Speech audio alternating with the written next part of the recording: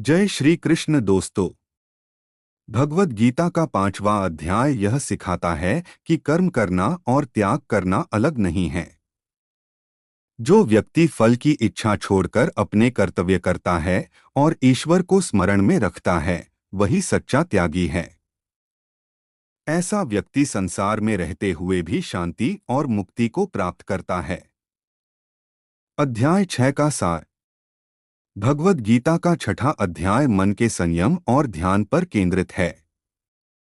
इस अध्याय में बताया गया है कि संन्यास का अर्थ कर्म छोड़ना नहीं है, बल्कि कर्म के फल की आसक्ति छोड़ना है।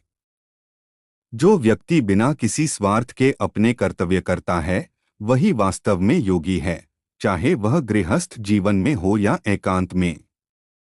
इस अध्याय में मन के महत्व को बहुत गहराई से समझाया गया है। मनुष्य का मन ही उसका सबसे बड़ा मित्र है और वही उसका सबसे बड़ा शत्रु भी है। जिसने अपने मन को वश में कर लिया, उसके लिए मन उसे ऊपर उठाने वाला बन जाता है। लेकिन जो मन के अधीन हो जाता है, उसके लिए वही मन बंधन और पतन का कारण बनता है। इसलिए जीवन में आत्मोन्नति के लिए मन को नियंत्रित करना अत्यंत आवश्यक है।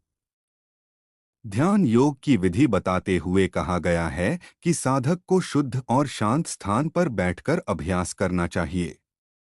शरीर, गर्दन और सिर को सीधा रखते हुए मन को स्थिर करना चाहिए।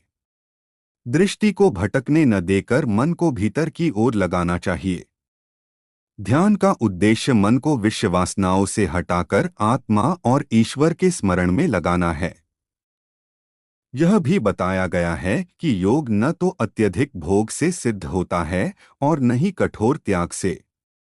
जो व्यक्ति बहुत अधिक खाता है, बहुत कम खाता है, बहुत अधिक सोता है या बिल्कुल नहीं सोता, वह योग में स्थिर नहीं हो सकता। योग के लिए संयमित आहार, संयमित निद्रा और संयमित कर्म आवश्यक हैं।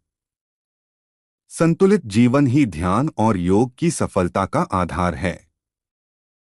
जब साधक निरंतर अभ्यास और वैराग्य के द्वारा अपने मन को स्थिर कर लेता है, तब उसका मन शांत हो जाता है। उस अवस्था में वह भीतर से आनंद का अनुभव करता है। ऐसा योगी सुख और दुख, लाभ और हानि, मान और अपमान में समान भाव रखता है। वह सभी प्राणियों में आत्मा को समान रूप से देखता है और किसी के प्रति द्वेष नहीं रखता। अध्याय के अंत में बताया गया है कि सभी प्रकार के योगियों में वह योगी श्रेष्ठ है जो श्रद्धा के साथ अपने हृदय में ईश्वर का स्मरण करता है और मन से उनसे जुड़ा रहता है। ऐसा योगी निरंतर ईश्वर की चेतना में स्थित रहता है और वही जीवन का सर्वोच्च लक्ष्य प्राप्त करता है।